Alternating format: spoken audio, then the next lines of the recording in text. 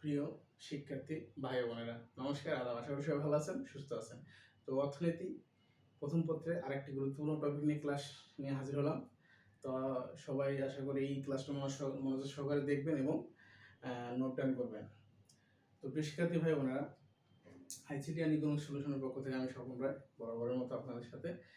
আর যারা পেজটিতে নতুন, অবশ্যই পেজটি ফলো করে দেবেন, একটা লাইক কমেন্ট শেয়ার করে দেবেন। আর যারা আমাদের ইউটিউবে ভিডিওগুলো পেতে চান তারা অবশ্যই আমাদের ইউটিউব একটা চ্যানেল আছে, সেটা হচ্ছে রয় আইসিটি অ্যান্ড ইকোনমিক সলিউশন। সেখানে গিয়ে চ্যানেলটা সাবস্ক্রাইব করে দেবেন। আর যারা আমাদের এই ফ্রি বেসিকগুলো ক্লাসগুলো করছেন এবং ভাবছেন যে আপনি বেসিক থেকে অ্যাডভান্স লেভেলের সব কিছু জানতে চান, তাহলে আমাদের স্ক্রিনে যে হোয়াটসঅ্যাপ নাম্বার আছে, এই হোয়াটসঅ্যাপ নাম্বারে বলুন ভর্তি হতে চাই, একটা মেসেজ করুন ভর্তি হতে চাই। ভর্তির যে বিস্তারিত তথ্য অনলাইন প্রেসের জন্য সেটা আপনাকে জানিয়ে দেওয়া হবে। তো প্রিয় শিক্ষার্থী ভাই বোনেরা, আমি মনে করি আপনি ঘরে বসে না থেকে আমাদের এই ফ্রি ক্লাসগুলো করেন। আমি আমি আপনাকে গ্যারান্টি দিতেছি, আপনি পরীক্ষার হলে গিয়ে যদি আপনি কোনো কোচিং না যান, কোথাও কিছু না করেন, তারপরও 60 থেকে 70% প্রশ্নের সমাধান করতে পারবেন। তো চলুন আজকের যে টপিকটা সেটা আলোচনা করি। সেটা হচ্ছে বলছে যে বক্ররেখার ঋণাত্মক ঢাল নির্ণয় করো। এখানে দেখেন একটা চিত্র দেওয়া আছে। এই চিত্রটাই হচ্ছে যে কি বলছে, বক্ররেখার ঋণাত্মক ঢাল নির্ণয়। এই বক্ররেখার ঋণাত্মক ঢাল নির্ণয় যে চিত্রটা আছে, এই চিত্রটা আমাদের এখন বর্ণনা করতে হবে। দেখেন চিত্রটাকে আমি বুঝে দিই। হচ্ছে এক্স ওয়াই হচ্ছে যে এক্স ওয়াই এবং ও ওয়াই, ও এক্স এবং ও ওয়াই, যেটা হচ্ছে যে ভূমি অক্ষরে ও এক্স এবং লম্ব অক্ষর আছে কি ও ওয়াই, যেটার মাঝখানে মান হচ্ছে কি ওয়াই ওয়ান এবং ওয়াই শূন্য। আবার এখানে আছে কি এক্স ওয়ান, এক্স শূন্য এবং এক্স ওয়ান। একটা আছে এক্স ওয়ান, সে এক্স শূন্য, এটা হচ্ছে বক্র। আর এখানে হচ্ছে আমাদের একটা বিন্দু রেখা আছে, যে এটা হচ্ছে যে এবি বাহু বা সরলরেখা। এবি একটা সরলরেখা, আর এই যে রেখাটা দেখতেছে এটাকে আমরা বলি বক্ররেখা। মানে এই যে বগের মতো একটা সিস্টেম, এটা হচ্ছে বক্ররেখা, এটাকে আমরা বক্ররেখা বলি। তো এটা হচ্ছে আমাদের বক্ররেখা।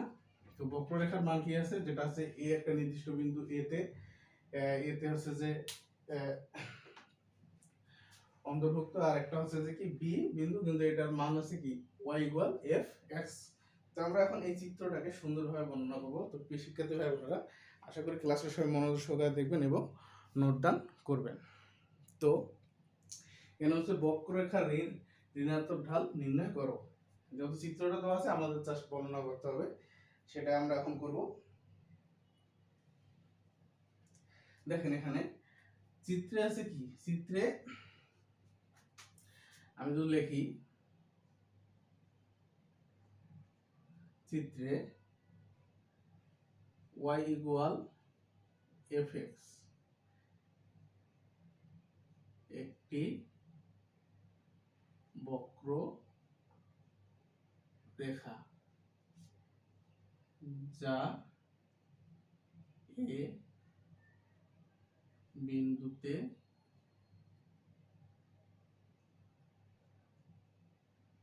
নির্দেশ করে। তাহলে আমরা লিখতে পারি y ইকুয়াল fx ইকুয়াল একটা হচ্ছে বক্ররেখা যা যারা নির্দিষ্ট বিন্দু বা এ বিন্দুতে নির্দেশ করে, এ বিন্দুতে নির্দেশ করে, বা এটা আমরা লিখতে পারি নির্দিষ্ট বিন্দু, যা এ হচ্ছে নির্দিষ্ট বিন্দু, এ হচ্ছে কি নির্দিষ্ট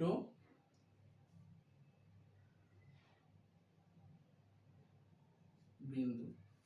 তাহলে চিত্রে হচ্ছে fx একটা বক্ররেখা, এ হচ্ছে একটি নির্দিষ্ট বিন্দু।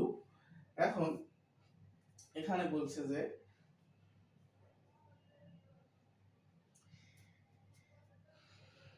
হ্যাঁ দেখেন,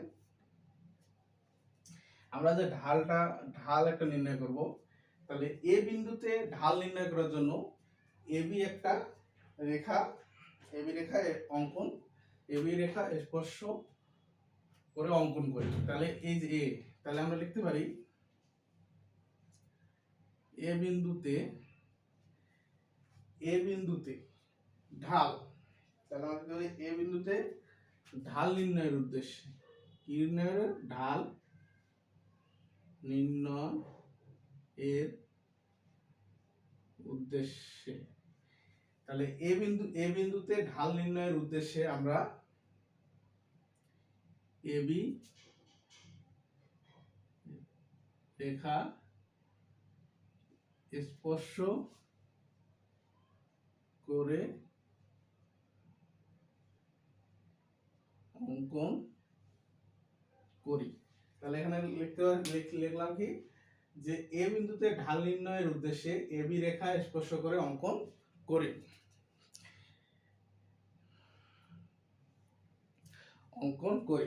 এখন এখানে দেখেন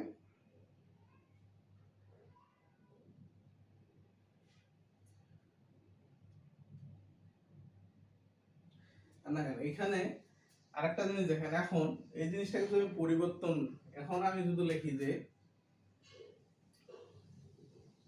পরিবর্তন বিবেচনা করে এবি যে রেখা, এবি রেখা বি বিন্দু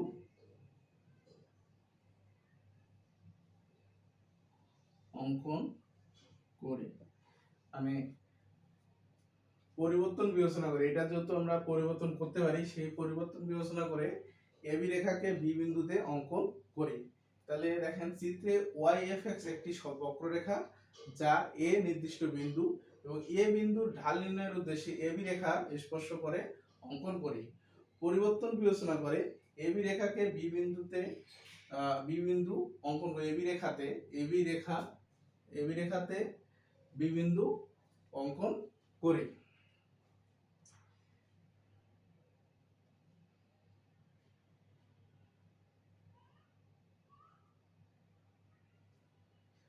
এখন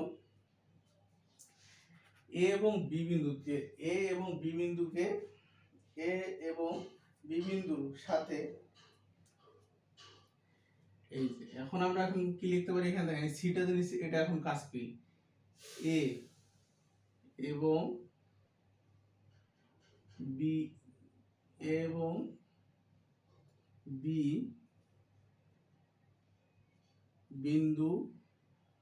বিন্দুর এক্স ও ওয়াই সংযোগ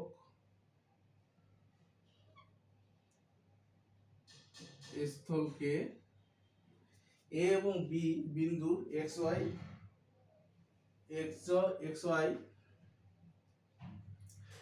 এবং বি বিন্দু এক্স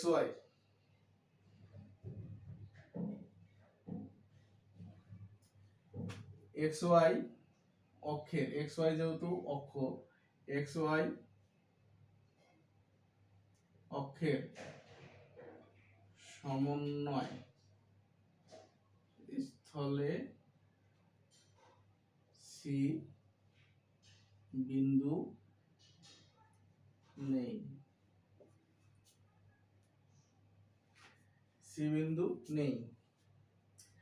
এ এবং বি বিন্দুর এক্স ওয়াই অক্ষের সমন্বয় স্থলে সি বিন্দু নেই। এই যে এ এবং বি বিন্দু এদের সমন্বয় স্থল, এটা এখানে আমরা কি সি বিন্দু নিয়েছি। এখন দেখেন,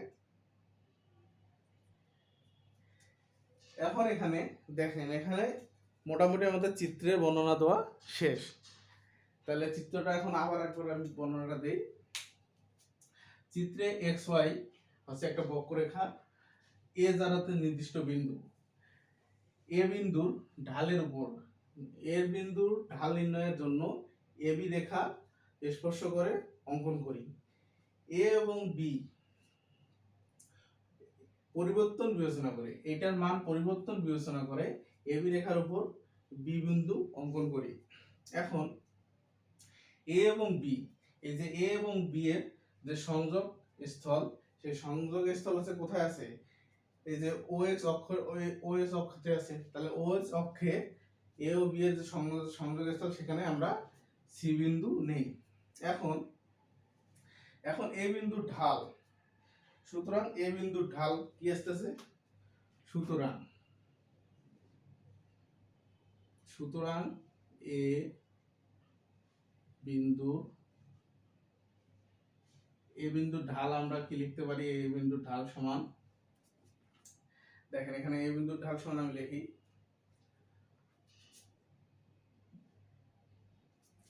এ বিন্দুর ঢাল সমান লিখি ও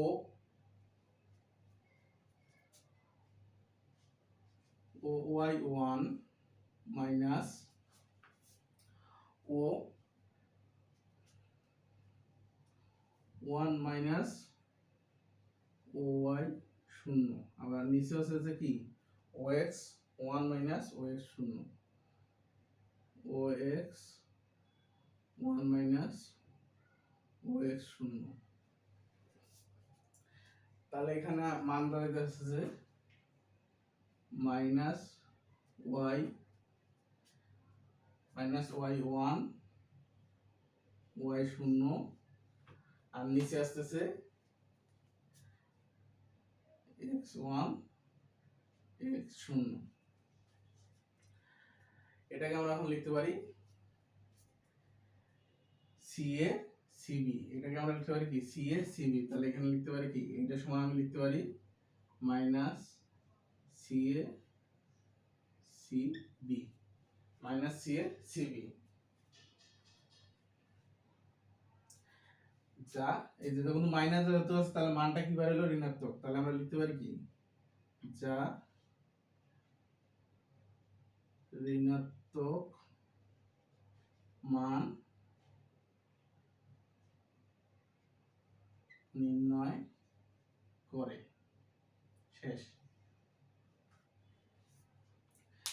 এটুকুই ছিল আমাদের চিত্রের বর্ণনা আশা করি এই চিত্রের বর্ণনা সবাই বুঝতে পারছেন তারপর আমি আরেকবার দিতেছি দেখেন ক্যালকুলেটরটা এই শুধু এটা থেকে এটা মাইনাস করছি আবার এটা থেকে এটা মাইনাস করছি তারপরে আমার মান আছে কি যেহেতু ও আমি কেটে দিছি এগুলা যদি কেটে দিই তাহলে আমার কাছে কি থাকতেছে minus Y one minus Y শূন্য এক্স ওয়ান এক্স শূন্য তাহলে আমি এই দুটাকে লিখতে পারি কি সিএ মাইনাস সিএ এবং সিবি তো এটা যায় ঋণাত্মক মান নির্দেশ করে যেহেতু আমাদের মানটা এখানে আমাদের মানটা কি বেরিয়েছে ঋণাত্মক তাহলে আমরা বলতে পারি কি বক্ররেখার ঋণাত্মক মান